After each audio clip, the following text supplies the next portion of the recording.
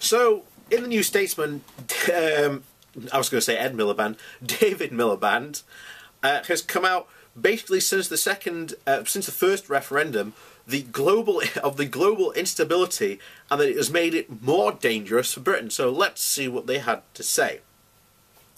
So, it is an implicit challenge to Jeremy Corbyn to back a second vote, Miliband said. It was not good enough for Labour to join Conservatives in saying it is too late for voters to think again.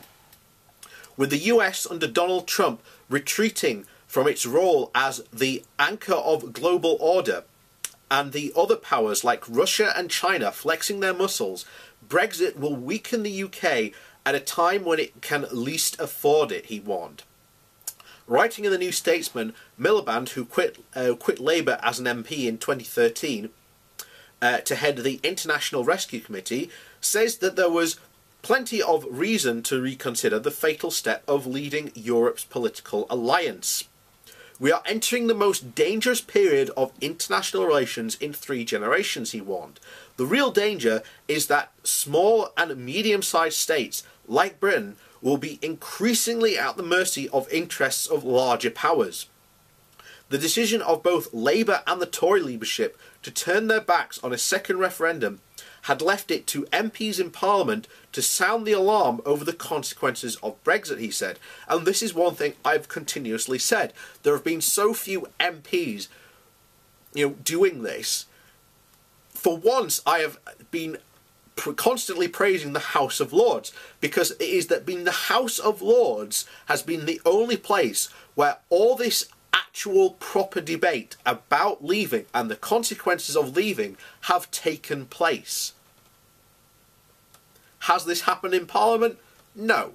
The government isn't seen to be interested, and when they have these debates, there's like 5 people in the chamber. Or when something comes up in like a select committee, it is never then brought forward to be discussed in the chamber.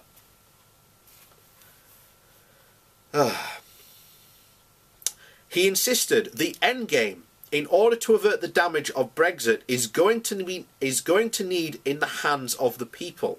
Miliband said that Trump redefinition of US interest was a game changer in terms of Britain's national interests. America is seeking a smaller role in the world when also our others are seeking to fill that vacuum, he wrote. The world autocrats from China to Russia to Turkey to the Gulf of Venezuela, and the newly confident and clear about their power and license they are making given to them by America, they are making their plays, and that changes the calculus for a medium-sized country on the edge of Europe. Bear in mind, you've had Erdogan from Turkey talk about retaking territory in places like Greece. He's talked about Cyprus again. He's talked about places like Anatolia and, around, and place things like retaking territory in the Balkans. This should be warning bells that, maybe we need an actual united front. But as we have shown, apparently we're no longer interested, and it's shocking that, no one wants to talk about this. Britain's success in winning the support of Western allies in the Salisbury poisoning case showed the importance of ties and the institutions that bind liberal democracies together.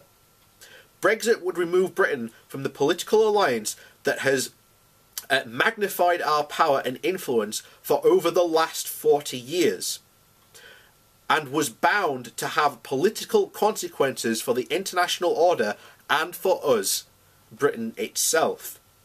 He added, Brexit takes a brick out of the Western alliance and that has and the international order at a dangerous time, and for Britain it weakens us when we can least afford it. And that is something that has never changed. Even if the things hadn't been happening now. I mean, you've now got Trump basically embroiled in a needless trade war. You know, he basically goes, okay, we're imposing these tariffs, and then China goes, why are you imposing these tariffs? Because we are. We don't want you to manipulate our economy anymore. Okay, then we'll put these tariffs on until you remove them. And then Trump has doubled down even more and gone, more tariffs on China. And then China's just gone, well, if you put more tariffs on us, we're just going to put more tariffs on you. You know, but, you know, that's America's problem.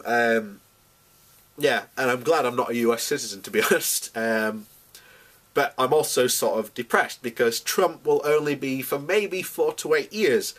Brexit will have far, far-reaching consequences on the UK.